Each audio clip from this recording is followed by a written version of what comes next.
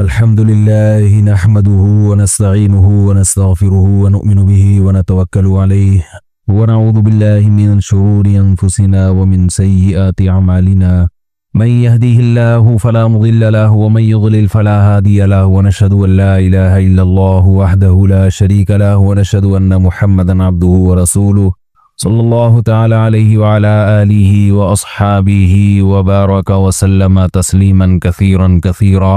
अम्मा बाद फ़अऊज़ु बिल्लाहि मिनश शैतानिर रजीम। बिस्मिल्लाहिर रहमानिर रहीम। नून वल क़लमि वमा यस्तुरून मा अंत बिनिअमति रब्बिका बिमजनून व इन्न लका लअजरन गैर ममनून व इन्नका लअला खुलुक़िन अज़ीम।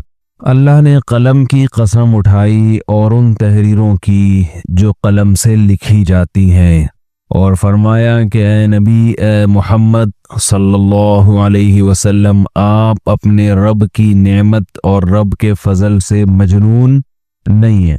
तो इस पर बयान चल रहा था कि ना नबी मजनून और ना नबी को फॉलो करने वाले मजनून, कि आप अपने रब के फजल से मजनून नहीं है। तो इस पर बयान चल रहा था कि ना तो नबी मजनून और ना नबी को फॉलो करने वाले मजनून।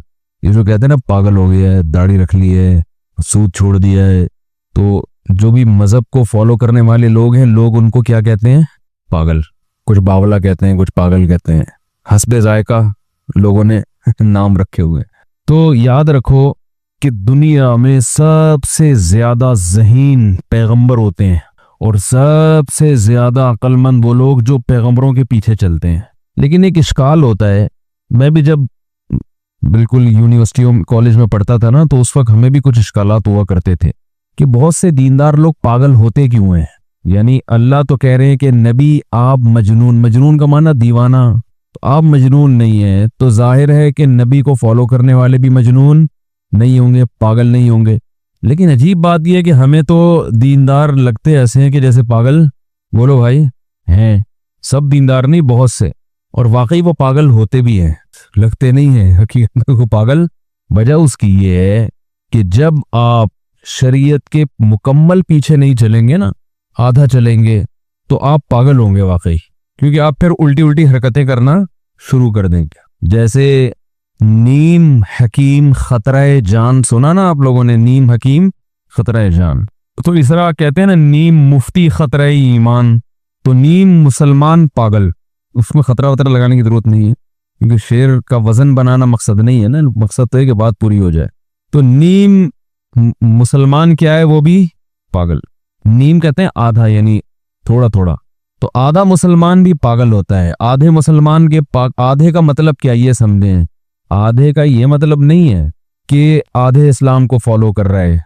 100% इस्लाम को तो बहुत कम लोग फॉलो कर रहे होते हैं ना। तो जो आधे को फॉलो कर रहा है, इसका मतलब वो आधा दूसरों से तो फिर भी अक्लमंद होना चाहिए, लेकिन वो भी पागल होता है। वजह उसकी है कि आधे को फॉलो करना, आधे को ना करना, ये इतना बुरा नहीं है। एक चीज में इस्लाम की आधी तालीमात को लेना, आधी को ना लेना, ये तबाह कर देती है इंसान को। समझ रहे हो? यानी एक ही हुक्म है, उसमें इस्लाम की आधी तालीमात ली और आधी छोड़ दी, तो बेड़ा गर्क हो जाएगा। इसकी मिसाल ऐसे है कि मैं शादियां करता रहता हूँ, मिसाल उसी की दे देता हूँ। आपने 4 शादियां हमारे बयान से सीखा और आपने कहा मैं 4 करूंगा, इस्लाम ने तरगीब दी है, लेकिन अदल वाली शर्त इस्लाम से बोलो भाई नहीं ली, तो ये तो बिल्कुल ही बेड़ा गर्क कर देगा कि नहीं कर देगा? यानी इस्लाम से, कि इस्लाम ने ये भी कहा ना कि हुकूक भी अदा करे, बराबरी भी करे, ये वाली शर्त इस्लाम की नहीं ली, शादियों वाली ले ली, तो ये तो इस्लाम का मजाक बनाएगा। इससे तो बेहतर है कि ना करता। बेहतर क्या, जरूरी था कि ना करता। तो जब एक ही हुक्म में आधा इस्लाम लिया, उसी हुक्म में पूरी तालीमात नहीं ली, तो फिर वो वाकई पागल होता है। समझ रहे हैं? वो फिर मरवाएगा, तो बेड़ा गर्क करवाएगा, अपना भी, घर वालों का भी, बच्चों का भी, मुआशरे का भी, फिर मजाक बनवाएगा वो। तो हम में से बहुत से लोग जो दीनदार होते हैं और पागल लग रहे होते हैं, बाज दफा तो हमें अपनी कम इल्मी की वजह से पागल लगते हैं। पागल हम होते हैं, हमें लगते वो हैं। जैसे कि हर दीनदार, हर लिबरल आदमी को पागल लग रहा होता है, तो वो तो खुद पागल होते हैं, तो इसलिए वो लग रहे होते हैं पागल। लेकिन बाज दफा वाकई में पागल भी होते हैं, हकीकत बता रहा हूँ, वो सच्ची मुच्ची के पागल होते हैं, इसलिए कि वो आधी चीज को ले रहे हैं, उसी हुक्म में आधे इस्लाम को बोलो भाई, नहीं ले रहे। फिर ये लोग दीन को बदनाम भी करते हैं। ये लोग सिर्फ दाढ़ी होती है, एक लिबास लेबल लगा हुआ होता है। अब दाढ़ी तो ले ली, वो भी जरूरी है, दाढ़ी भी नबी सल्लल्लाहु अलैहि वसल्लम का हुक्म है, लेकिन अखलाक वो नहीं लिए। वो कहते हैं ना कि गुड़ खा रहा है और गुलगुलों से परहेज कर रहा है। यानी गुलगुले तो जरा हल्की चीज है ना, गुलगुले पता है, मीठे पकोड़े। थोड़ा सा राइट, आपकी आवाज यहाँ भी आ रही है, ठीक है। मीठे पकोड़े, पकोड़े जब चीनी डाल के पकाओ ना तो मीठे पकोड़े कहलाते हैं, उसको गुलगुले कहते हैं, गुलगुले। उससे भी पेट खराब होता है क्योंकि तेल है, बेसन है। लेकिन गुड़ से तो और ज्यादा खराब होता है ना, गुड़ तो बहुत भारी चीज है, गर्म होता है। तो अब ये ऐसा मरीज है जिसका पेट खराब है, ये गुड़ खा रहा है। जब इसके सामने गुलगुले रखे गए तो कह रहा है मेरा पेट खराब है, एक्चुअली आज मेरी तबीयत थोड़ी सी नासाज है। तो ये कैसी नासाज है भाई, तू गुड़ खा रहा है गुलगुलों से क्या कर रहा है, परहेज कर रहा है। इसी की एक और मिसाल दी जाती है, बारिश से भागा पर नाले के नीचे आके खड़ा हो गया। बारिश से भागा कि कहीं भीग ना जाऊं, और भागने के लिए खड़ा के कहाँ आगे हुआ है, पर नाले के नीचे। तो यही हो रहा है आज कि शरीयत के अहकाम में एक हुक्म को ले लिया जो बहुत ज्यादा अहम था, यकीनन उससे भी ज्यादा अहम हुक्म को छोड़ दिया। तो ये हो रहा है आजकल। उसकी वजह है कम इल्म नहीं है। हजरत मुफ्ती तकी उस्मानी साहब, अल्लाह उनकी उम्र बरकत दे, उनके हवाले से किसी ने एक बड़ी प्यारी मिसाल दी। फरमाया कि एक होता है तफक्को फिक़ह, एक होता है इल्म, और एक है हिकमत। बड़ी प्यारी मिसाल दी, मुझे बड़ी अच्छी मिसाल लगी। मैंने कहा ये बयान में मैं नकल करूंगा इंशाल्लाह। फिक़ह कहते हैं समझबूझ, सेंस जिसे कहते हैं, और हिकमत और दानाई उससे भी सेंस तो लाजिम है ना, वाजिब है कि आप में फिक़ह हो, समझ हो। और एक है इल्म, ये पहला दर्जा है, सबसे पहले इल्म, फिर आती है सेंस, खोपड़ी भी हो, और फिर हिकमत और दानाई। तो उन्होंने फरमाया कि डिस्प्रीन जो है ना एक टैबलेट है, डॉक्टर को पता होता है कि डिस्प्रीन से सर का दर्द ठीक होगा। ये डॉक्टर को भी पता है और आपको भी पता है कि डिस्प्रीन की गोली खाने से सर का दर्द क्या हो जाता है, ठीक हो जाता है। भाईजान एक दफा ना क़यामत आने से पहले मजमा जरूर दिखा देना बयान। अभी दुबई में भी, वहां भी लोग, इंडिया के लोग एतराज कर रहे हैं कि पता नहीं कोई बंदा सामने बैठा भी होता है। आज तक कह रहे हैं कभी नहीं देखा, कभी भी नहीं देखा। मैंने कहा एक कैमरा कहाँ किस किस को दिखाएं भाई। तो एक दफा मैंने कहा मरने से पहले इंशाल्लाह, या इमाम मेहदी के आने से पहले हम पब्लिक दिखाएंगे। वजह उसकी ये कि कैमरा थोड़ा सा घुमा दिया ना, फिर 1 घंटा लगेगा इसको वापस अपनी जगह पे लाने में। तो एक दफा ये नोट कर ले, इमाम मेहदी के आने से पहले एक दफा लाजमी दिखाना है, ठीक है। तो क्या बात चल रही थी यार, टेक्निकल बात हाँ, डिस्प्रीन की मिसाल दे रहा था कि जो डिस्प्रीन है ये सर के दर्द को ठीक करती है। ये इल्म है, नॉलेज की बात है ना कि भाई डिस्प्रीन से क्या होता है, सर का दर्द ठीक होता है। तो ऐसे ही मसाइल, शरीयत के मसाइल में भी ऐसा ही है कि आपको पता होता है कि ये जायज़ है और ये नाजायज़ है। इससे ऊपर का दर्जा है कि आपको ये पता हो कि डिस्प्रीन सर का दर्द कैसे ठीक करती है। ये डॉक्टरों को पता होता है, आम आदमी को पता नहीं होता। ये कैसे ठीक, इसमें क्या ऐसी चीज है जिसकी वजह से सर में दर्द ठीक हो जाता है, ये डॉक्टर को पता होता है जिसने मेडिकल साइंस बाकायदा पढ़ी होती है। तीसरा दर्जा है हिकमत, कि किसने सर के दर्द को ठीक करने के लिए कितनी टैबलेट खानी है, किसको डोज कितनी देनी है, देनी भी है कि नहीं देनी है। हर सर के दर्द की, हर आदमी जिसके सर में दर्द हो उसको डिस्प्रीन नहीं खिलाई जाती, और जिसको खिलाई जाती है तो सबको एक जैसी मिकदार में नहीं खिलाई जाती। ये क्या है, हिकमत, ये सेंस से ऊपर की चीज है। बात आ रही है समझ में कि नहीं आ रही, कि किसको कितनी टैबलेट देनी, किसको कितनी है। और उन्होंने फरमाया कि ये चीजें किताबों में, ये तीसरी चीज किताब में नहीं मिलती। ये डॉक्टर का तजर्बा, उसकी अपनी अकल, खुद भी डिस्प्रीन खा के बैठा है या बगैर डिस्प्रीन के बैठा हुआ है, ये सब चीजें यानी वो करती हैं। तो याद रखो, इसी तरह दीन के मामले में भी मसला हमारे साथ ये है कि ना खुद पता है और ना ऐसे पर एतमाद करने के लिए तैयार हैं कि जिसको पता है।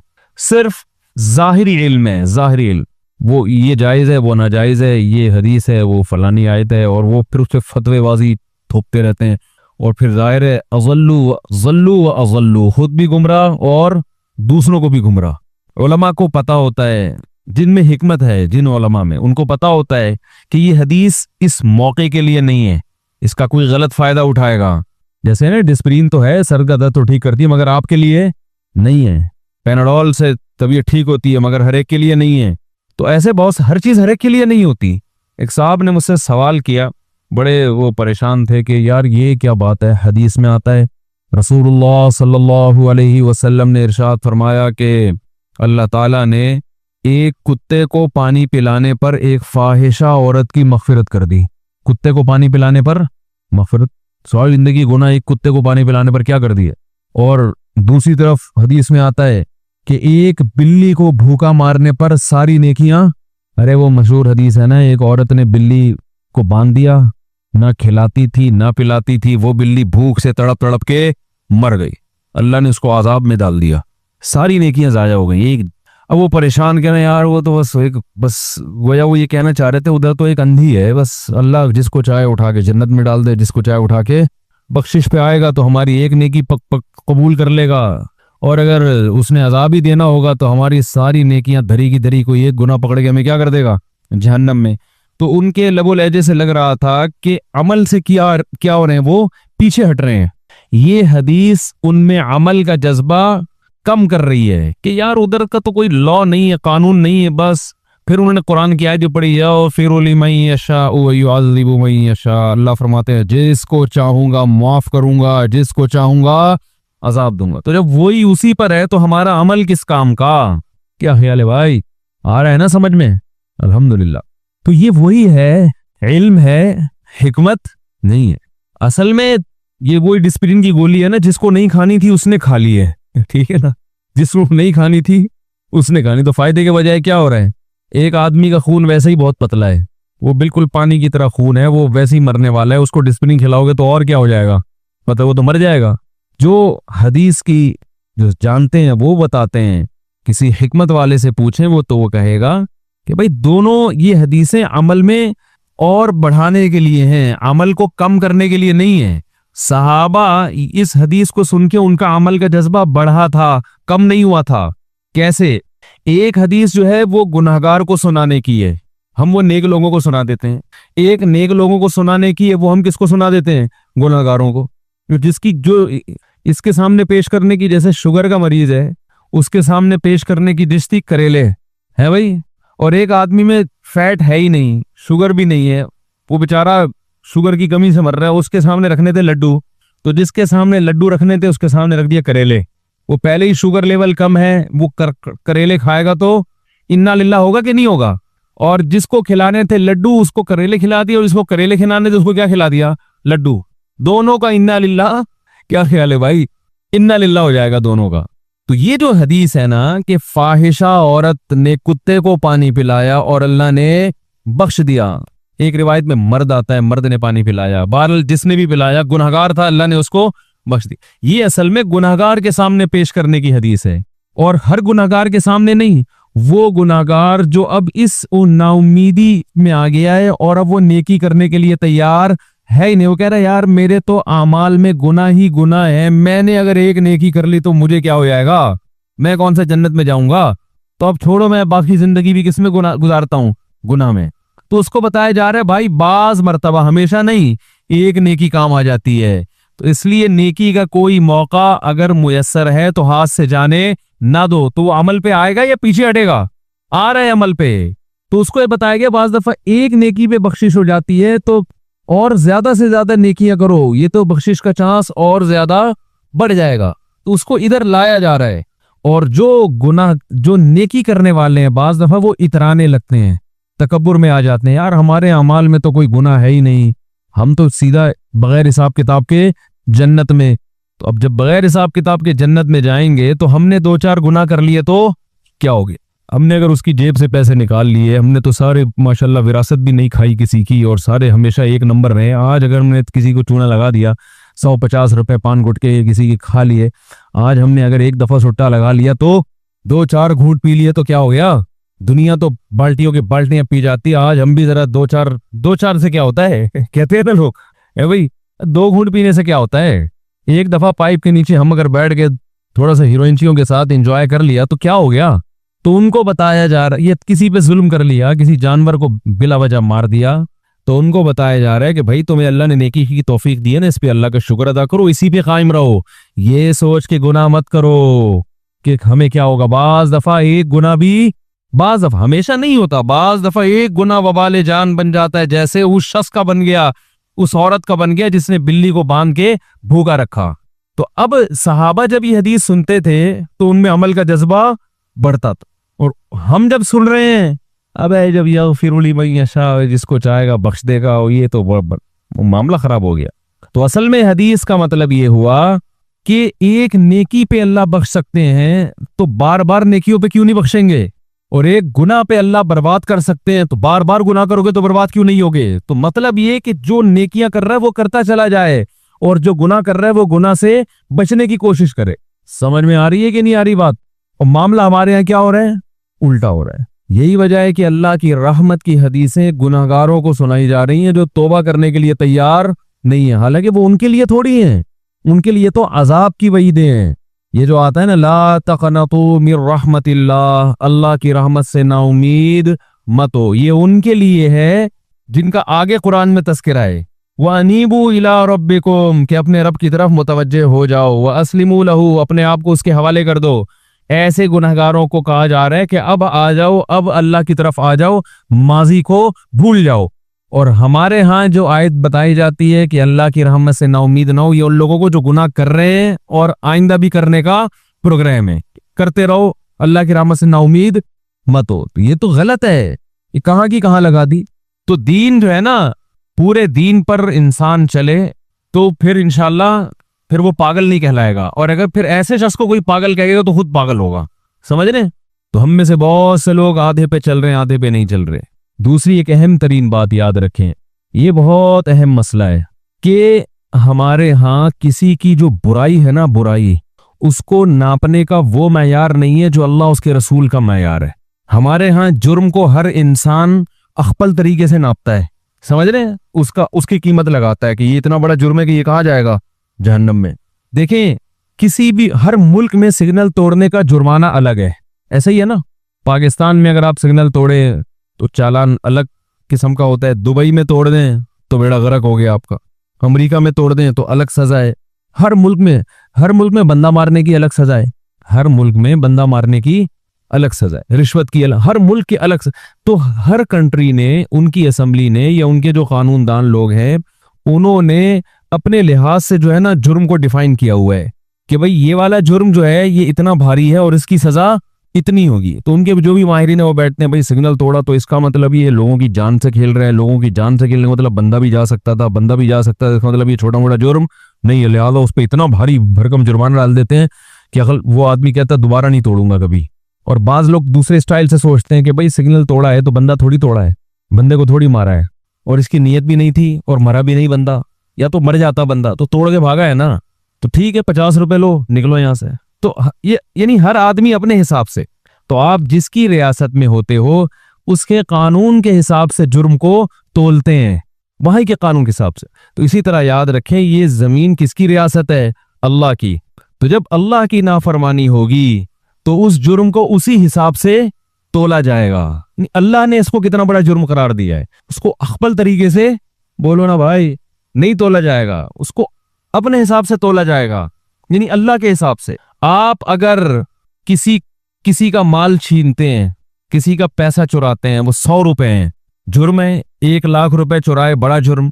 लेकिन अगर आप सगे भाई या सगी बहन से इस तरह धोखा देते हैं तो हैं वो लाख रुपए, मगर अल्लाह के यहाँ ये जुर्म बड़ा है, दुगना जुर्म है, रिश्तेदारी तोड़ने का भी और पैसे चुराने का भी। हालांकि दुनिया में सजा दोनों की एक जैसी है। क्या ख्याल है भाई, एक जैसी सजा है। आखिरत में एक जैसी नहीं है, आखिरत में एक जैसी नहीं है, क्योंकि अल्लाह के यहाँ रिश्तेदारों का हक आम लोगों से बोलो भाई ज्यादा है। इसी तरह एक और अहम बात याद रखें कि जब हम किसी के जाती गुनाह की वजह से बुरा कहते हैं तो लिबरल लोग, जो लिबरल से मेरे बोला नाम लिहाज लिबरल जो बनते हैं, हम बड़े फंटर बनते हैं ना, लेकिन काम उनके अकल वाले नहीं है, यानी शो ये करते हैं कि हम अपनी अकल पे चलते हैं। मैंने एक बयान में लिबरल का बताया था ना, लिबरल असल में तो इंग्लिश में एक अच्छा लफ्ज है, उस लिहाज से सहाबा कराम लिबरल थे, क्योंकि सहाबा कराम ने अकल को फॉलो किया, मुआशरे को फॉलो नहीं किया। अकल ने बताया कि सच्चे नबी हैं तो फिर इन्हीं के पीछे चलो, तो इसलिए ये लिबरल के साथ में नाम नेहाद लिबरल लगाया करूंगा, ठीक है ना, जो बनते हैं या इस्तिलाह में जिनको लिबरल कहा जाता है। तो क्या कह रहा था यार, एक तो दिमाग में बहुत घूम रहा, थकावट बहुत है ना, वो बता तो रहा था ये नहीं ये अहम बात क्या थी, जल्दी बताओ, वक्त कम है यार, अजीब इतनी अहम टेक्निकल किस्म की बात आई थी दिमाग में। जी आप बता रहे हैं? जी हम बता नहीं रहे। क्या इतनी अहम बात आई थी, देखो किधर से किधर निकल गई। बात कर क्या रहा था है? हाँ, अपने हिसाब से हर आदमी जो है ना, अपने हिसाब से तय करता है कि इस जुर्म की नौइयत कितनी है। हाँ, अब मैं ये अर्ज कर रहा था कि कुछ जराइम ऐसे हैं कि जो बेदीन लोग हैं, जो लिबरल लोग हैं, वो उसको जुर्म कहते हैं अपने हिसाब से। मिसाल के तौर पर मुआशरे में कोई बेहयाई करे, कोई जिना करे, कोई बदकारी करे, तो लिबरल लोगों के यहाँ ये जुर्म उस वक्त है कि जब कल्चर इसे कबूल ना करता हो। अगर कल्चर इसकी इजाजत देता है तो फिर बेहयाई क्या ख्याल है भाई? नहीं है। मिसाल के तौर पर अमेरिका में अगर कोई बॉयफ्रेंड रखता है, कोई गर्लफ्रेंड बॉयफ्रेंड रखती है, कोई जुर्म नहीं है क्योंकि सोसाइटी इसकी इजाजत देती है। हमारे कंट्री में अगर कोई इस तरह से रखेगी तो लोग उसको बुरा कहेंगे। जो लिबरल लोग हैं वो क्यों बुरा कहेंगे कि भाई हमारी सोसाइटी इसको कबूल नहीं करती, ये गलत हरकत है। यही होगा ना, इससे आगे नहीं होगा। तो जो सोसाइटी को असल समझते हैं वो तो फिर सोसाइटी की कसौटी से परखते हैं कि इस सोसाइटी में ये जुर्म कितना बड़ा समझा जाता है। ये बहुत अहम पॉइंट की बात है, इसको अच्छी तरह खोपड़ी में बैठा लो। ये बड़े मसाइल पैदा कर रही है, ये चीज ना समझने की वजह से बहुत फसादात हो रहे हैं। तो जो दीन को नहीं मानते वो सोसाइटी की कसौटी पे परखते हैं कि ये जुर्म है भी या नहीं है तो कितना बड़ा है। समझ में आ रही है बात? हम जो मजहब को फॉलो करते हैं, हम सोसाइटी को ज्यादा लिफ्ट नहीं कराते। हम असल में किसको लिफ्ट कराते हैं? सबसे पहले कहते हैं इस्लाम क्या कहता है। तो याद रखो, जब इस्लाम की कसौटी पे परख के किसी को मुजरिम कहा जाएगा तो फिर जब तक इस्लाम उसे मुजरिम कहेगा कहेंगे, जब इस्लाम मुजरिम कहने पर पाबंदी लगा देगा तो आप उस पर वो मुजरिम बोलो भाई नहीं कह सकते। इसी से ये, और इस्लाम ने क्या कहा है कि जो शख्स तौबा कर ले, कितने बड़े बड़े गुनाह हो उसकी जिंदगी में, जब तौबा कर ली अब आप उसके माजी की वजह से उसे मुजरिम बोलो भाई नहीं कह सकते। कितने बड़े जराइम किए उसने, जब तौबा कर ली तो क्या है, माफ। रही ये बात कि सच्ची तौबा की है ये झूठी, ऐन मुमकिन है झूठी तौबा कर रहा हो, उसके बारे में भी इस्लाम ने बता दिया, साफ बता दिया कि हम जाहिर के मुकल्लफ हैं, दिल चीर के देखने के मुकल्लफ नहीं है। अब मैं हैरान होता हूं, बहुत बाज लोगों से माजी में बड़े बड़े गुनाह हुए, जिना हुआ, उनकी तस्वीरें वायरल हो गई, ये हो गया, वो कह रहे हैं भाई मैं तौबा कर ली मैंने। लोग माफ करने के लिए तैयार नहीं है। नहीं ये झूठ है, ये तो अपने यूं करने के लिए, तो यूं करने के लिए, तो ऐसे करने के लिए, वैसे कर। भाईजान आप कैसे कह सकते हो? आप तो अल्लाह की वजह से मुजरिम कह रहे हो ना उसको, तो उसी अल्लाह, वो अल्लाह बाप को मुजरिम कह रहा है कि अगर तुमने इसको ताना दिया या इसकी तौबा में तुमने ये कहा कि ये झूठ है। ये अभी माजी में कोई अदाकारा के बारे में, मैं तो सफर पे था तो बहुत से लोगों की कॉल्स आई कि किसी की फोर्स तस्वीरें आ गई हैं, वो बेचारी रो रो के ऐलान कर रही है गलत हो गया, ये हो गया, फलाना हो गया, ढुमकाना हो गया, मैं माफी चाहती हूँ, अल्लाह भी माफ करने वाला है, ये कर रहे हैं। और लोग फिर भी नीचे कमेंट्स कर रहे हैं कि ये रहना ऐसे ही है, और उसको चस्के ले लेके फैला रहे हैं उन वीडियोस को। मैंने वो वीडियोस अल्हम्दुलिल्लाह नहीं देखी, इसलिए कि देखना गुनाह इन चीजों का। किसी ने जब कह दिया कि भाई मुझसे गलती हुई है, इसका मतलब अब वो इसको वायरल करना वो पसंद नहीं करता है, चाहे मर्द हो या औरत हो, वो ना पसंद करता है ना करती है। तो अब आपके लिए देखना जायज।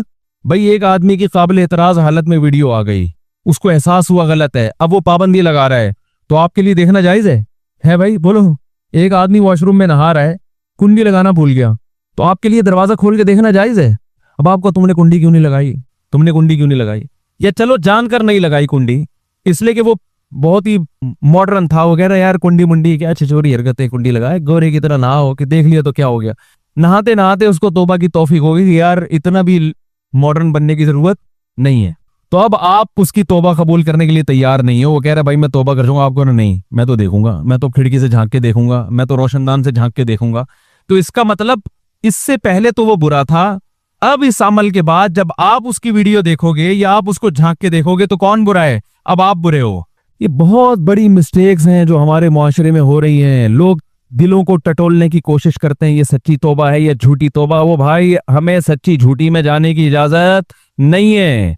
देखो क्या नबी के दौर का वाकया सही हदीस में मिलता है कि गैर मुस्लिम मुकाबले के लिए आए और जब सहाबी की तलवार उनके गर्दन पे पड़ने वाली थी ना, उन्होंने कलमा पढ़ लिया, सहाबी रसूल ने गर्दन उड़ा दी, मार कत्ल कर दिया उनको। बाद में जब सहाबा ने बताया रसूलुल्लाह सल्लल्लाहु अलैहि वसल्लम को कि इन्होंने इनको कत्ल किया, हालांकि ये कलमा पढ़ चुके थे, तो आप सल्लल्लाहु अलैहि वसल्लम ने उन सहाबी से पूछा तो उन्होंने फरमाया या रसूलुल्लाह इन्होंने तो मौत के डर से कलमा पढ़ा था।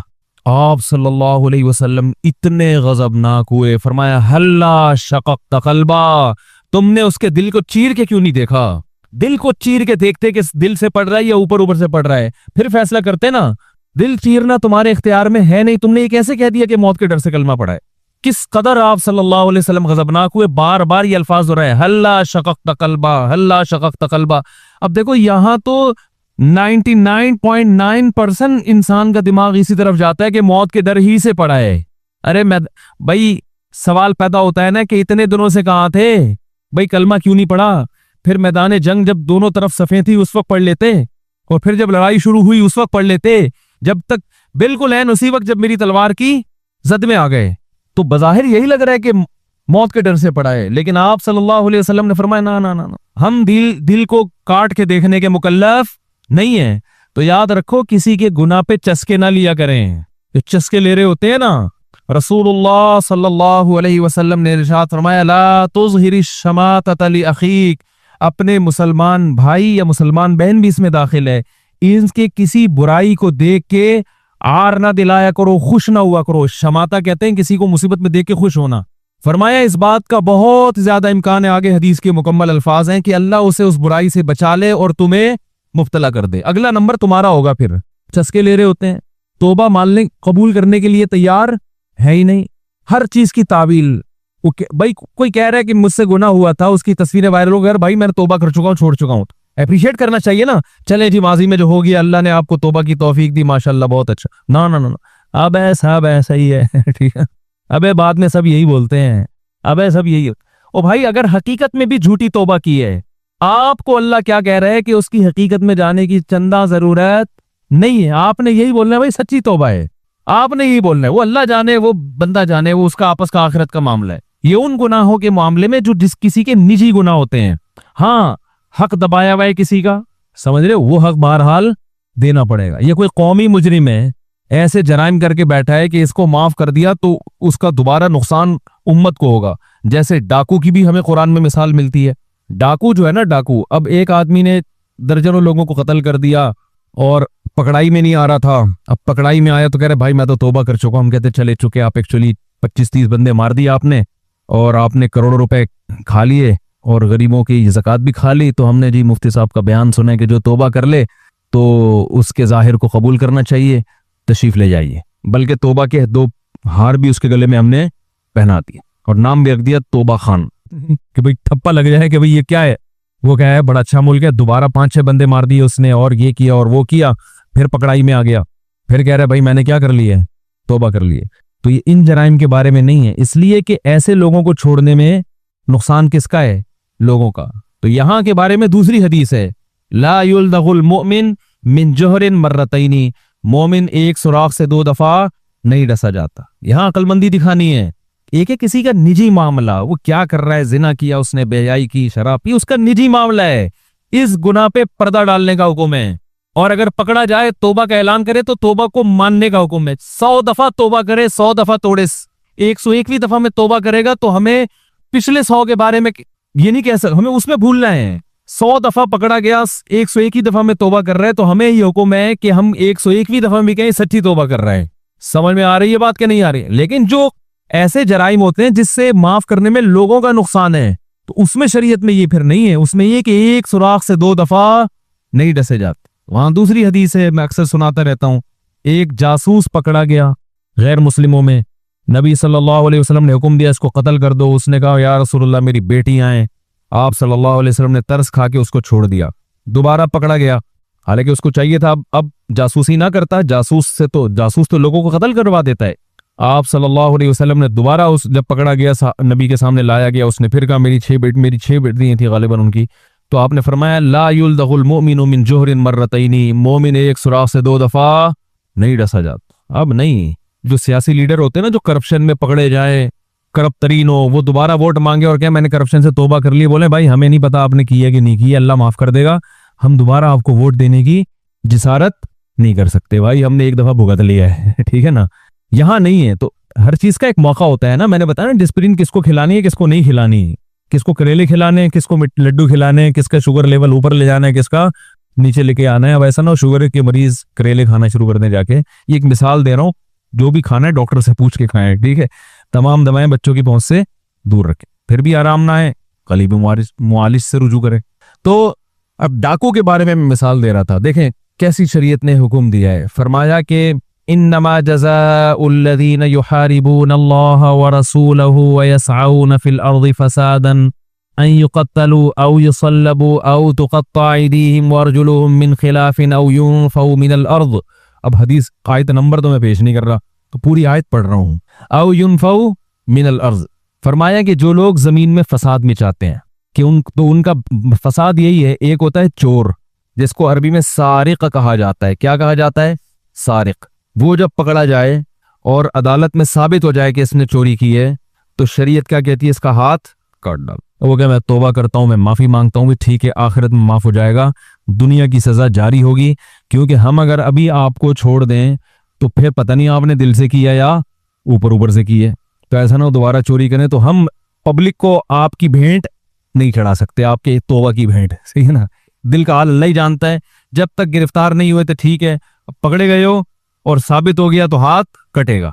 तो चूंकि ये एक कौम का मुजरिम है ना, तो इसी तरह एक होता है डाकू। चोर में और डाकू में क्या फर्क है? चोर चुपके से मान लेता है और पतली गली को तलाश करता है, चुपके से भागूं। डाकू हमेशा चौड़ी गली से आएगा, वो ऐसे नहीं आएगा यहां से निकलो, इधर से लोटे में से निकल के आया, उधर से लेटरिन में दरियाफ्त हुआ, या वो घर में शादी में गए हुए हैं तो उधर से चुपके से फलांग के आया और फिर यूं खिड़की से हाथ डाल के घड़ी निकल, ऐसा नहीं करता। वो आता है बंदूक लेके। तो ये बड़ा मुजरिम हुआ ना? क्या ख्याल है भाई? वो आता है बंदूक लेके, उसके साथ लोग होते हैं और वो बंदे मारने में आर महसूस। चोर तो अपनी जान बचा के भागने की फिक्र में होता है। इसके यानी एक गोली ट्रैगर जो है ना इसके हाथ पे होता है, चंद पैसों के पीछे लोगों की जान ले लेता है। तो ऐसे लोगों के बारे में अल्लाह ने फरमाया इल्लल्लज़ीना ताबू मिन क़ब्लि अन तक़दिरू अलैहिम, इनकी भी तौबा कबूल है, बशर्ते के गिरफ्तारी से पहले तौबा कर लें। अगर ये डाकू गिरफ्तारी से पहले तौबा कर ले, और उलमा कहते हैं तौबा सिर्फ जबान से ना करे बल्कि उसके अमल से भी लगे कि ये तौबा कर चुका है, अमली तौर पर उसके आसार जाहिर हो के भाई अब इसका उठना बैठना डाकुओं में नहीं है, नमाज रोजे का माशाल्लाह भाई मुआशरे के शरीफ इंसान अब लग रहा है, पुरानी जिंदगी छोड़ दी है, तो भी अल्लाह फरमाते हैं कि उस पर अब डाकू की सजा नाफिज नहीं होगी। और डाकू की सजा क्या है? हाथ पांव काटे जाएं, दाएं हाथ और बायां पांव, और सूली पे लटका दिया जाए, और ऐसी जगह लटकाया जाए जो पब्लिक प्लेस हो। इस्लाम में बंद कमरे में फांसी का तस्वुर नहीं है, ये गैरों से आई है। इस्लाम में बंद कमरे में कोई सजा नहीं है, जो है खुलेआम है। समझ रहे हो? इस्लामी सजाएं खुलेआम होती हैं ताकि पब्लिक डरे। बंद कमरे में उस बेचारे के साथ क्या हो रहा है कि क्या पता किसी को। तो ये फांसी में लटका के उसकी जबान बाहर निकल आती है, इतनी शदीद तकलीफ होती है, इबरत लोगों को नहीं होती। इस्लाम ने कहा खुलेआम गर्दन उड़ाओ, तकलीफ मुजरिम को नहीं होगी, वो तो गया दुनिया से। क्योंकि सबसे आसान मौत क्या है? गले की रगें कट जाना। सबसे आसान मौत क्या है? गले की रग कट जाना। क्योंकि जब तलवार लगती है ना तो वो जो दिमाग और जो बॉडी का कनेक्शन है ना वो सबसे पहले कटता है। जब कनेक्शन ही खत्म हो गया तो दर्द का एहसास खत्म। अब बॉडी तड़पती बहुत है, ब्लड निकलता है, वहशत बहुत होती है, लेकिन मुजरिम को तकलीफ नहीं होती। बस मुजरिम को ये नुकसान हुआ जिंदगी से महरूम, लेकिन पब्लिक को इबरत ठीक ठाक हासिल होती है। वो जब देखते हैं ना सर उधर पड़ा हुआ है और धड़ उधर तड़प रहा है। वो एक साहब ने सऊदी अरब में अपनी आंखों से देखा, पहले जब बहुत ज्यादा किसास के वाकयात होते थे, अच्छा खासा सेहतमंद आदमी था, कह रहे मैंने सऊदी अरब में एक की गर्दन उड़ाते हुए देख लिया जल्लाद को। कह रहे 2 घंटे में अपनी जगह खड़ा हुआ कांपता रहा हूं, ऐसे हिल रहा हूं। तो वो ऐसी इबरत होती है कि कत्ल की तरफ लोग नहीं जाते, उधर भाई नहीं हमने ये काम नहीं करना, ये होता है। जबकि फांसी में देख लो किसी को इबरत होती है बंद कमरे में, और उस पर जो गुजरती है ना जिसको फांसी दी जाती है वो वही जानता है। इतनी शदीद, क्योंकि गला घोट के मारना, काफी देर तक वो फंदे पे लटक के तड़पता रहता है, उसकी आंखों की पुतलियां उबल आती हैं, उसकी जबान लटक के बाहर आ जाती है। और बाज दफा ऐसे वाकयात भी हुए हैं कि जब फंदे से उतारा तो उसमें जान थी, मरा नहीं था अभी तक तकलीफ में था वो। कौन सा कानून अच्छा है, अंग्रेज का अच्छा है या इस्लाम का अच्छा है भाई? अब उसको सजा क्यों दी जा रही है? ताकि लोगों को इबरत हो। तो इसी तरह इस्लाम ने जो खुलेआम डकैतियां करते हैं ना, कत्ल करते हैं, लोगों का माल लूटते हैं, तो अल्लाह ने उनकी जो कुरान में सजा बयान की, कुरान इसलिए कर रहा हूं कि ये ऐसी नहीं है जिसमें हनफी शाफी अहले हदीस का इख्तलाफ हो। हमारे यहाँ जो लिबरल लोग हैं ना, जब इस्लामी कानून की बात करो तो फौरन वो कहते हैं भाई मौलवियों के तो बड़े इख्तलाफात हैं। भाई ये तो कुरान ने बयान किया ना, इसमें तो कोई इख्तलाफ नहीं है। ऐसी सजाओं को तो मुल्क में नाफिज करना चाहिए ना कम से कम। एक तो तालीम की बहुत कमी है हमारे यहाँ। अभी हमारी दुबई में मुलाकात हुई, हमारे जो मेज़बान थे अल्लाह ताला उनको जज़ाए खैर दे, उन्होंने बहुत अच्छी बात की, बार बार उसको रिपीट किया मुल्कों के तजर्बे होते हैं ना इंसान को, सबसे बड़ी जो नहुसत है ना हमारी, एजुकेशन की कमी है। स्कूलों की कमी की बात नहीं कर रहा, कहीं आप इन स्कूलों को एजुकेशन समझना शुरू कर दो। वो तो रंग के डब्बे बच्चों को देखा होगा अपने घर में, केले के में पीला रंग और सेब में, ये एजुकेशन है? येलो डे मना रहे हैं, नीला, ये टोपी ड्रामा है, इसको एजुकेशन नहीं बोलते। इससे कुछ भी पैदा नहीं होगा। इंग्लिश थोड़ी बहुत ठीक, वो तो इंग्लिश भी इनको स्कूलों में इसलिए आती है, माहौल इंग्लिश का दे दिया जाता है। वो तो आप लंदन में छोड़ दो, इससे अच्छी इंग्लिश बोलना शुरू कर देगा। वो इंग्लिश को बच्चे समझ, माँ बाप समझ, हमारा बच्चा माशाल्लाह हाई प्रोफाइल एजुकेटेड है, जबरदस्त माशाल्लाह। एजुकेशन की कमी है, तालीम की कमी है। तालीम चाहे दीनी हो या दुनियावी हो, इंसान को ना मिशोर करती है, थोड़ा शूर पैदा करती है। पढ़ लो, ठीक है ना। देखो, सिर्फ फेसबुक के किसी की तकरीर पर एतमाद मत करो। थोड़ा सा जो किताबी आदमी है ना, उसे पढ़ने का शौक पैदा हो जाता है। किताबों की तो सेल ही खत्म हो गई है। एक दफा एक रिपोर्ट आई थी, पाकिस्तान में गाड़ियों की जो सेल है ना, वो किताबों से ज्यादा है। अंदाजा लगाओ यार, किताब 150 की होगी, गाड़ियां ज्यादा बिकती है किताबों से। तो पढ़ने वाला आदमी ना, उसको मुनासबत किससे हो जाती है? अबे गाड़ियों से नहीं होती। इसको देखो यार, चाहे दीनी तालीम हो, दुनियावी तालीम हो, उसको मुनासबत किससे हो जाती है? किताबों से। जिसको किताब का शौक पैदा हो गया तो वो रिसर्च करता है। वो फिर ये फेसबुक पे फला ने एक बयान दाग दिया, वो रिसर्च फेंक दी मार्केट में। यूट्यूब पे फला ने टमाटर के फजाइल बयान कर दिए। वो एक दफा यूट्यूब पे मैंने टमाटर के फजाइल देखे, टमाटर के इतने फजाइल, टमाटर एक जो यूं खाएगा उससे खून बनेगा। अबे भाई, टमाटर तू इतना खिलाएगा लोगों को, ये इसका छिलका और जो बीज है ये तो पथरी पैदा कर देगा। तो नीम हकीम, मेरे पास हकीम के फोन आ चुके हैं। एक कह रहा मैं हकीम नहीं हूँ, यूट्यूब पे मेरा चैनल है, शरन जायज है या नहीं है इसकी अर्निंग, मुझसे पूछते हैं। अब मैं क्या बताऊं? तो मैंने कहा जब तुम हकीम ही नहीं हो, प्रॉपर पढ़ाई नहीं, कह रहे पब्लिक को क्या पता, हम होंगे नहीं हो, लिख दो हकीम। और वो एक सर्टिफिकेट, तो आपको पता है सर्टिफिकेट तो वैसे भी आप किसी को भी जो भी ऑफिस का थोड़ा काम जानता हो उसको बोले यार इधर सर्टिफिकेट बनाना और एक कराची यूनिवर्सिटी की स्टैंप जरा बनाना, ये वाली स्टैंप है, इस टाइप की बना के चिपका दे। और बल्कि वो कराची यूनिवर्सिटी की स्टैंप हो ना, तो वही उठा के भी चिपक जाती है वहीं से, फोटोशॉप में जाए यूं उठाएं जितनी चाहे स्टैंप। मेरे खिलाफ नहीं फतवा एक शाया हुआ था दारुल उलूम कुरंगी का, वो दारुल उलूम कुरंगी का नहीं था, लेकिन एक किसी ने तहरीर लिखी मेरे खिलाफ, उसमें जवाब लिख के खुद ही उल्टे सीधे मेरे ऊपर फतवे लगा के, और अल जवाबु सहीहुन, फिर मुफ्ती तकी उस्मानी साहब के भी साइन, मुफ्ती रफ़ी उस्मानी साहब के भी और फलाने के भी, और इतने 9-10 बड़े बड़े उलमा के फिर ठप्पे, कहीं साइन तो कहीं के भी मिल गया उठा के। तो जब वो आया ना तो मुझे हंसी आ गई। तो उन्होंने कहा क्यों? मैंने कहा यार इतने बड़े बड़े उलमा मुझे इतनी लिफ्ट कराएं, ये हो नहीं सकता।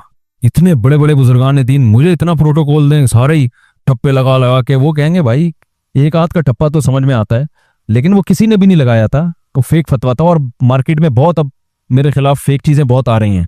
अभी दुबई में मैं था तो किसी ने नीचे कमेंट्स किए हुए, किसी ने तस्वीर डाली ना मेरे साथ, नीचे किसी कमेंट किया मुझसे मेरे पैसे कब वापस कर रहे हो। अब देखो शरारती लोगों को देखो, चक्कर में डाल दिया ना। अब कितने लोग होंगे बोलेंगे यार ये शायद पैसे खा के बैठे हुए हैं।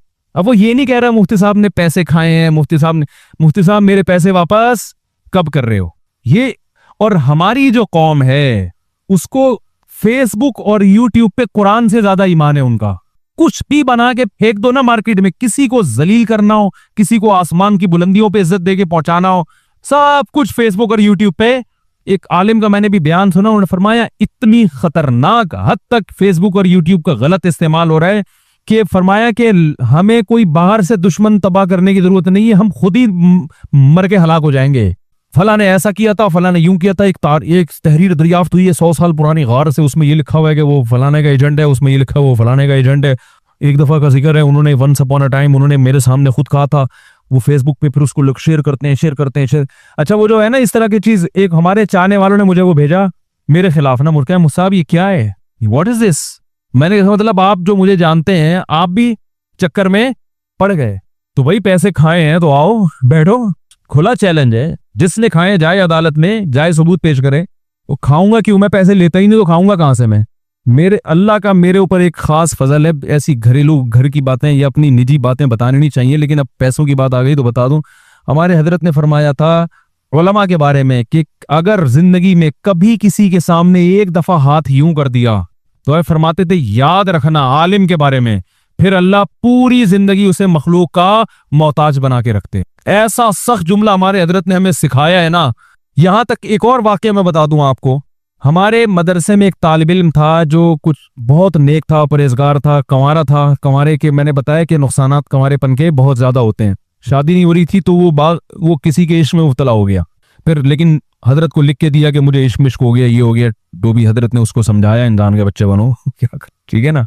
तो फिर क्या है कि वो समझाया, लेकिन हजरत ने भी बड़ा दिल किया कि चलो इसने बताया तो है ना अपना जुर्म, और एक नौजवान है उसको समझाया और तरीके बताए कि इस तरह से जान छूट जाएगी। पहली कोशिश तो हजरत ने भी बताया कि अगर निकाह हो जाता है तो अच्छी बात है। वो लड़की वाले मान नहीं रहे थे, तो हजरत ने फरमाया कि नहीं, वो मान इसलिए नहीं थे, गरीब था लड़का, क्या था, गरीब। तो अब चूंकि तालिबिन था, मदरसे में पढ़ता था, इसने किसी सेठ साहब से जाके बात की कि यार मुझे कोई घर वर दे दो किराए पे, या कुछ थोड़ी महाना आमदन बांध दो ताकि वो लोग लड़की वाले राजी हो जाएं। तो हमारे हजरत मुफ्ती रशीद अहमद साहब को जब ये पता चला ना, तो इतना गजबनाक हुए, इतना गजबनाक हुए, उसे उसी वक्त मदरसे से निकाल दिया। फरमाए ये जो इश्क का जुर्म है ना, ये काबिल मुआफी है। ये क्या है, आप लोग ना कहीं शुरू कर दें कि काबिल मुआफी है, तो मतलब ये भी जुर्म है, लेकिन ये मैं इसका इलाज करेंगे, कुछ कोशिश करेंगे। यानी इसमें एक नौजवान लड़का है, गलत उसमें चला गया, कोई बुराई की नहीं उसने, कोई भी छेड़ा भी नहीं उसको, हाथ भी नहीं लगाया लड़की को। एक दिल के कैफियत हैं, गैर इख्तियारी कैफियत पैदा हो गए, चलो भाई बच्चा समझ के, अपनी औलाद समझ के इस्लाह की कोशिश करेंगे। हर ने फरमाया मैं सुबह शाम इस्तिगना पे बयान करता हूं कि गैरुल्लाह के सामने हाथ नहीं फैलाना। गैरुल्लाह, तुमने भीख मांगी कैसे, ऐसा निकाला है, वो रोते रोते माफिया मांगता रहा। फरमाया ये ना कब कि मेरी तो सुबह शाम की तबलीग ही यही है, इस्तिगना इस्तिगना इस्तिगना। अल्लाह उलमा के बारे में खास तौर पर आवाम को इतना नहीं वो करते थे, जो आलिम बन रहा है वो मालदार के सामने हाथ फैला ले, ये क्या, तुम तो बड़े हो भाई, तुम तो सेठ हो। फिर हजरत वाकयात सुनाया करते थे। इस्तिगना पे हमारे हजरत, हर बुजुर्ग की अपनी खासियत होती है ना, अरे हर एक की एक अपनी खास क्वालिटी होती है जिसमें वो दूसरों से मुमताज। हमारे जो शेख थे ना मुफ्ती रशीद साहब, उनकी क्वालिटी इस्तिगना, इंतहाई शदीद गुर्बत में ऐसे रहते थे जैसे इनसे बड़ा सेठ दुनिया में कोई है ही नहीं।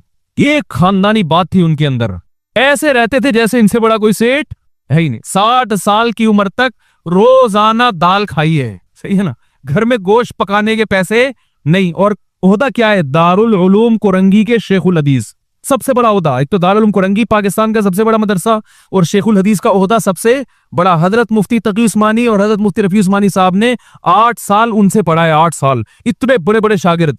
फरमाए मेरी तनख्वाह इतनी थोड़ी, वो तो हमें बताते थे इबरत के लिए, फरमाए बताते हुए भी डर लगता है नाशुक्री ना हो जाए। फरमाए मेरी तनख्वाह इतनी थोड़ी थी, उस वक्त मदारिस के हालात बहुत खराब थे, कहा कि इतनी थोड़ी, एक दफा हजरत मुफ्ती मोहम्मद शफी साहब रहिमहुल्लाह ने फरमाया कि हमारे शेखुल हदीस की तनख्वाह दारुल उलूम के बैल से भी कम है। यानी जो उस वक्त ज़रात भी होती थी कुरंगी में ना, तो वो बैल रखे हुए थे। फरमाया इन बैल पे फिर भी कुछ खर्च हो जाता है, असाज़ पे इतनी भी तनख्वाह नहीं है। उसमें फरमाया कि एक दफा एक शख्स आया अंडे बेचने के लिए कि भाई आप रोजाना कितने अंडे खरीदेंगे। उन्होंने फरमाया, हमने कहा हमारे पहले से इंतजाम है। हालांकि फरमाया असल बात ये थी, नाश्ते में अंडा खरीदने के पैसे नहीं थे, घर छप्पड़ का ऐसे छोटा सा, और साल में एक सफर लाहौर का होता था अपने शेख की जियारत के लिए। फरमाया वो तनख्वाह से थोड़े थोड़े पूरे साल पैसे बचा के साल में एक दफा इस काबिल होते थे कि ट्रेन के सफर से, ट्रेन के जरिए लाहौर जाएं और अहलुल्लाह की जियारत करके वापस आएं ताकि कुछ उनसे सीखें। अव्वल तो इतना इस्तिगना वाले को क्या सीखने की जरूरत है भाई, लेकिन वो कहते थे हम अभी भी मोहताज है कि हम सीखें।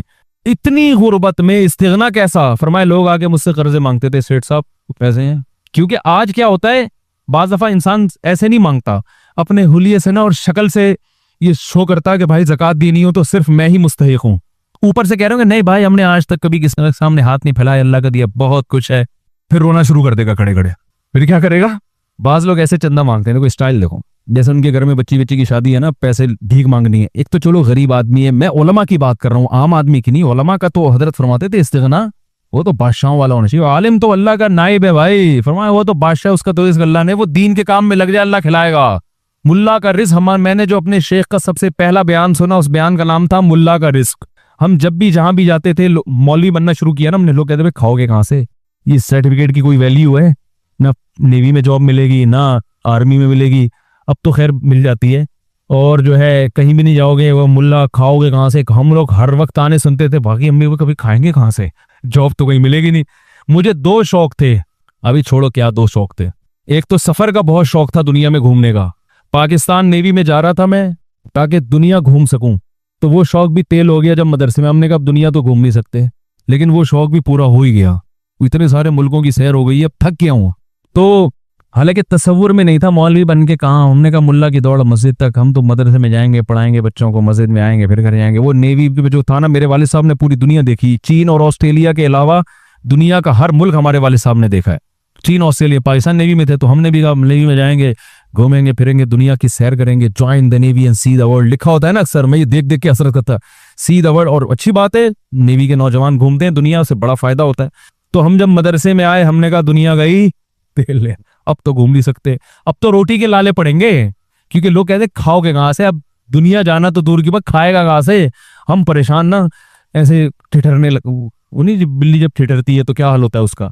हमारे हजरत का पहला बयान हमने सुना, मुल्ला का रिस्क। फरमाया अल्लाह पे तवक्कुल करो, मुल्ला के पास जो रिस्क आता है ना, छप्पल फाड़ के आता है, टकरे मारता हुआ आता है, ऐसे टक्कर मार के आता है कि खा। अब हकीकत बता रहा हूँ, वो कहते भाई नहीं खा सकता यार, नहीं खा सकता, खा। ऐसे लोग। और हमारे जो केपीके के पठान भाई हैं, ये कहीं मिल जाएं, मुफ्ती साहब एक चाय, पहले ये खिलाएंगे खाना।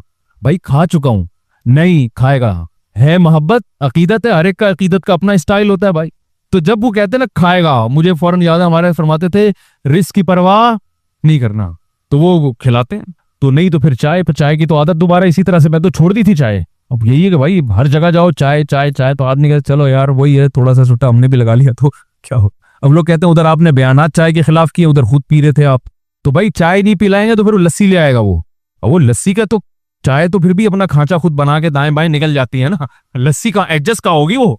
तो क्या बात चल रही थी यार, कहां से कहां चला गई। जल्दी से बात को समेटता हूँ, बहुत लंबा बयान हो गया। तो हमारे दूसरा था यानी सफर का शौक ना, दूसरा शौक वही था जो हो गया अल्हम्दुलिल्लाह काफी ठीक।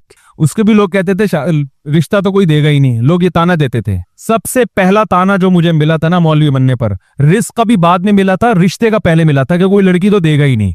ये हमारे खानदान में सारे माशाल्लाह पढ़े लिखे लोग हैं, तो वो सबसे पहला ताना ये मिला था कि रिश्ता नहीं कोई देगा, और दूसरा ताना खाओगे कहां से। तो हमारे अंदर फरमाया अल्लाह पे तवक्कुल। तो हमारे हजरत इसके बहुत सख्त पाबंद थे कि उलमा के बारे में, देखो कोई जरूरतमंद हो, मोहताज हो, अगर वो बेचारा किसी के सामने अपनी हाजत बयान कर ले तो हर एक को एक ही लाठी से नहीं हाँकना चाहिए, हर एक का एक जैसा तवक्कुल नहीं होता। लेकिन उलमा के बारे में कहते थे कि किसी सेठ के सामने कभी, अरे आज तो आप जहाज में थे ना साथ हमारे, आप ही थे, ये भाई बैठे हुए हैं, अबे ये जो आप पीछे देख रहे हैं आप, या सामने सामने, ये नहीं समझ में आएगा, बाद में समझाऊंगा। आप जिनको कह रहा हूँ वही पीछे थे, आप आज सफर में थे, अच्छा बिल्कुल आपके टाइप का आदमी था। तो बिल्कुल हम हजरत फरमाया करते थे उलमा के लिए ना, किसी के सामने हाथ, अपनी एहतियात जाहिर नहीं करना, भूखे मर जाओ। तो हजरत फिर अपने बताते थे कि मैं दाल खा रहे हैं रोजाना, कि एक दिन मेहमान आया, कहने लगा, उसको भी कह रहे हमने रख लिया घर में, तो मेहमान को तो अच्छा खिला देते हैं ना हमने भी दाल, कहते हैं उसने बर्दाश्त किया, भाई दाल एक दफा इत्तेफाक से बची भी होगी, खिला रहे हैं, अगले टाइम पे कुछ अच्छा आया, अगले टाइम पे फिर दाल। तो कहने लगा अब जब भी आपके घर आओ दाल ही पकी होती है। वो भी कोई स्ट्रेट फॉरवर्ड किस्म का आदमी था। हजरत फरमाते हैं उसके बताने के बाद हमारी तवज्जो गई है कि कितने दिन से दाल खा रहे हैं, वरना हमारी इस तरफ तवज्जो भी नहीं थी। तो फिर फरमाते हैं मैंने उससे बोला हलाल इतना ही मिलता है। हजरत ने कहा अब देखो कोई हम जैसा नालायक होता तो क्या कहता, भाई क्या करें, बस अब क्या है, मदरसे की तनख्वाहों में आपको पता है क्या गुजारा होता है, थोड़ा सा ऐसे करके ना, ताकि ये जेब से कुछ हदिया और नजराना निकाल के दे। ये स्टाइल होता है मांगने का, ये एक स्टाइल होता है भाई जरा 50 रुपए दे दो, ये फिर भी जायज स्टाइल है, अच्छा स्टाइल है कि भाई जो चीज जो दिल में है वही जबान पे, यार पैसे नहीं है यार, जरा कुछ हमारा भी ख्याल करो, कुछ हदिया वदिया भी दे दिया करो, ठीक है। गलत है ये भी, लेकिन इतना गलत नहीं है। और एक तरीका ये होता है कि मुंह से तो ये शो कर रहे हैं हम किसी से मांगते नहीं है, इन एटीट्यूड ऐसा है, एक्सप्रेशन चेहरे के ऐसे हैं कि जिससे लग रहा है कि भाई दे दे यार, मर जाऊंगा वरना। तो ये भी घटिया तरीका है। तो वो हजरत फरमाते हैं उसके बताने के बाद हमारी तवज्जो इस तरफ गई कि क्या रोजाना क्या पक रहा है। अब तावील तो कर नहीं सकते थे कि भाई डॉक्टर ने कहा दाल खाया करो रोजाना, तो फरमाया, हमने कहा हलाल। और फरमाते हैं ऐसा सेठ मुझे लोग समझते थे कि लाल आके वो मुझसे कर्जे मांगते थे। हजरत को अच्छा गरीब थे उस वक्त इब्तदाई दिनों में, फिर अल्लाह ने बहुत पैसा दिया हजरत को, हजरत की जायदादें बिकी, जमीनों से पैसा आना शुरू हुआ वो जो हजरत के वालिद की, तो फिर अल्लाह ने इतना पैसा दिया, फिर उसी स्टाइल ही चेंज, फिर कंजूसी नहीं की है, इतनी जबरदस्त बड़ी गाड़ी रखी, कुवैत के शहजादे से गाड़ी खरीदी। लोगों के पास पैसा होते नहीं है तो भी गरीब लग रहे होते हैं, जब आ जाता है तो और ज्यादा गरीब लग रहे होते हैं, बचा बचा के ना, है अरे अपने ऊपर तो खर्च करो अल्लाह के। फिर सदका भी करते थे। फिर हजरत ने जब अल्लाह ने पैसा दिया है तो गाड़ी खरीदी, फिर कुवैत के शहजादे से बड़ा दिलचस्प वाकया सुनाते थे। शोरूम में गया, कह रहे मेरे बेटे मालदार हो गए थे, उनके पास गाड़ी थी, मेरे पास नहीं थी, तो मैंने कहा मैं इनसे अच्छी गाड़ी खरीदूंगा, ये बताने के लिए बाप मैं हूं, बाप तुम नहीं हो। ये स्टाइल था हजरत का ना। कह रहे मैंने बताया ताकि लोगों को पता चले कि अब्बा ये है, ये बाप नहीं है। कह रहे सिर्फ ये जाहिर करने के लिए। कह रहे मैं जब शोरूम गया, मैंने कहा भाई गाड़ी दिखाओ। उन्होंने कहा आपकी रेंज क्या है? कहते हैं मैंने कहा रेंज को नहीं देखो, गाड़ी दिखाओ। वो फिर हजरत का स्टाइल भी था ना। तो खैर गाड़ी खरीदी, घर नहीं बनाया, घर किराए का ही रखा, जो मदरसे का घर था वही रहा, कम मुसाफिर खाना है। अब उसको डेकोरेट बहुत अच्छा कर लिया, बहुत शानदार। हजरत के घर जाके ऐसा लगता था जैसे पता नहीं किसी शाही शीश महल में आ गए हैं। खुशबू का इस्तेमाल, महंगी से खाया भी अच्छा, पहना भी अच्छा, पगड़ी इतनी महंगी पहना करते थे, हर लाइफ स्टाइल, और सदका भी है, खैरात भी ऐसे ऐसे नोटों की घड़ियां एक दिन हमारे सामने रखी हुई थी मेज पे। फरमाई अभी चंद सेकंड के लिए मेरी मिल्कियत में है, उसके बाद ये फी सबीलिल्लाह पार्सल। गिनता नहीं हूं, अपने खर्चे निकाल के जितना है सारा फी सबीलिल्लाह। तो ये सेठों की तरह जिंदगी गुजारी है ठीक है ना। तो इस्तिगना था उनका ऐसा कि उलमा के बारे में कि किसी के सामने भीख, अपनी जात के लिए, दीन के लिए मस्जिद बन रही है, मदरसे के लिए, तलबा के लिए, वो तो एक अलग चीज है। अपनी जात के लिए ना ना ना ना ना, अपने बारे में शो करना है कि हमसे बड़ा सेठ कोई नहीं है। तो मैं तो भाई जो है ना, ऐसे शेख की सोबत हमने उठाई है, हमें तो बड़े नालायक। मैं नहीं कह रहा कि मैं कोई बहुत नेक आदमी हूं, लेकिन इस्तिगना के मामले में डर लगता है कि आखिरत में हमारे हजरत को पता चल गया, वो बोलेंगे भाई तूने वो फेसबुक पे कमेंट्स मैंने पढ़े थे क्या भाई तेरे बारे में, मुफ्ती साहब मेरे पैसे कब वापस करो, क्या है भाई ये। तो भाई अल्लाह को भी जवाब देना है आखिरत में, और फिर अपने नबी की भी जियारत अल्लाह नसीब फरमा दे, आप सल्लल्लाहु अलैहि वसल्लम से भी शर्मिंदगी होगी, फिर अपने शेख की भी जियारत होगी। तो 3 शर्मिंदगियों से हम अफोर्ड नहीं कर सकते, ठीक है ना। इसलिए अल्लाह का शुक्र है किसी के पैसे ना खाए हैं और ना खाने का इरादा है। तो मेरे तो जो डायरी है ना घर में, उसमें एक 0.01 भी लिखा होता है, इतने 0.01 पैसे मैंने फला के देने हैं, पूरा पूरा एक चीज ऐसा हिसाब होता है मेरे घर में।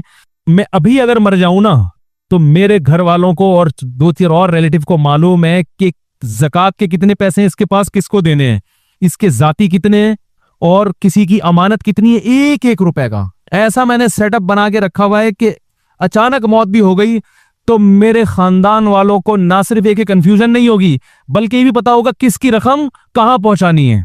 अल्हम्दुलिल्लाह एक घर की चीज के बारे में पता है सबको। मैं मर गया तो ये घर में फ्रिज किसका है, इसकी विरासत जारी होगी कि नहीं होगी, ये फर्नीचर किसका है। बाज दफा कुछ गिफ्ट में मिली होती है ना, तो आप मर जाते हैं पता ही नहीं होता ये इसमें विरासत जारी होगी कि नहीं। एक चीज के बारे में, और हर वक्त हर थोड़े दिन में उसको अपडेट करता रहता हूं मैं। तो कहां से कहां बात चली गई भाई, क्या हो रहा था ये समेटना, मैं लपेट रहा हूं बात ना, बस बयान खत्म कर रहा हूं।